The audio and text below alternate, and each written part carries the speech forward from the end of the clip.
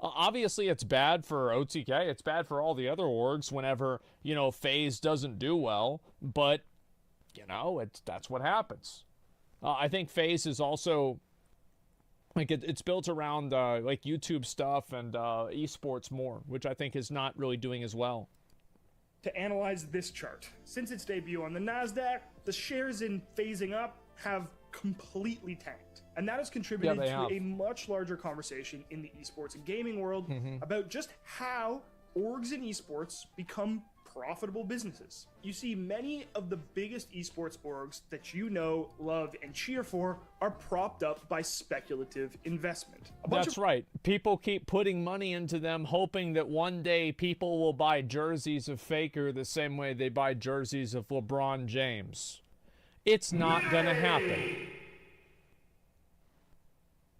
It's been a massive fucking bubble for like 10 years. For 10 years, people have tried to chase the high of StarCraft 2 esports and a handful of other fucking high points, and it just hasn't happened. And it's not going to happen. You just have more of these people investing tons of money into esports, and that's why you remember like TSM got like I think it was $100 million of monopoly money from FTX. They even changed their name for it. They basically got married, and guess what? It was all bullshit. Rich people out there in the past said to themselves, "Hey, this esports shit could be pretty big." Yeah. And then invested in those orgs in order to give them the cash that they needed to grow. The problem is, while many of those orgs have grown, have developed fan bases and big audiences, there's just one thing missing. Yeah, they're not making money. How the f do they make money? Now, in order to answer that question, let's do what every boomer has been doing for the last 5 years when considering esports. Compare it to traditional sports.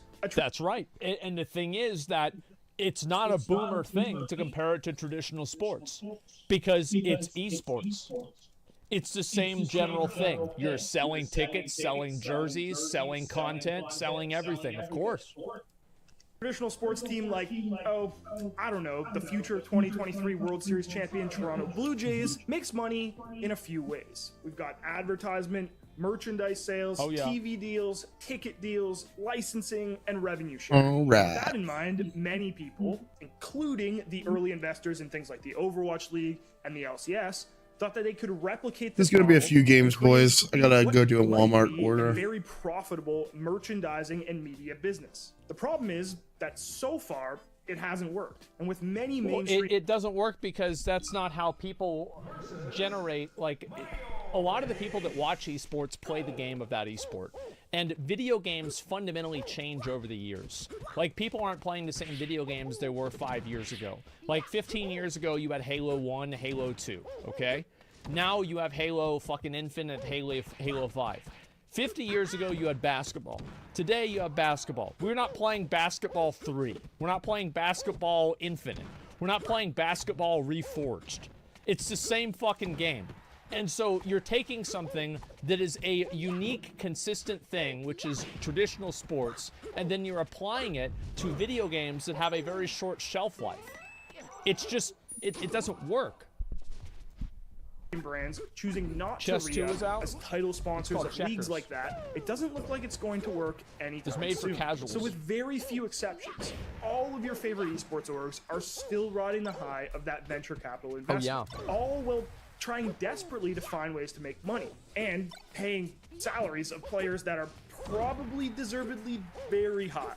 And you don't have to take my word. Yeah, they're very high. The players get paid a good amount of money. They can also win tournaments and get more money that way. Absolutely. For it. Just ask this guy's Toast. Toast assembled a Valorant roster just before the recent NA Challengers LCQ. And after a heroic run from a young team who had really only been together for a month, they qualified for Challengers. That's which impressive. left Toast with one important question. You might find this one familiar. And he took it one step further. That's the funny thing. They don't. He actually made a YouTube video explaining the entire story of signing this roster from start to finish. Yeah. How he signed the team, how much it costs, and ultimately how daunting it is to try to recoup that cost as an org. Which gave me 2 months to, you know, create a new company, sign a coach, sign 5 players, and hope they have enough time left to practice and win this whole thing. And that's also like, and think about how many assumptions that is. That's assuming that the coach is good. That's assuming that the 5 players, one person doesn't quit. You know, there's not a twit longer on one of them. That's assuming that they will practice. And also the big one is assuming they'll win. How hard could that be? So with each player costing $5,000 minimum, the that a coach month? is also, you know, similar price sure. we're looking at. So it's $30,000. $30,000 a month. It's a lot of money. Which is $360,000 a year. That's a lot of money. Minimum.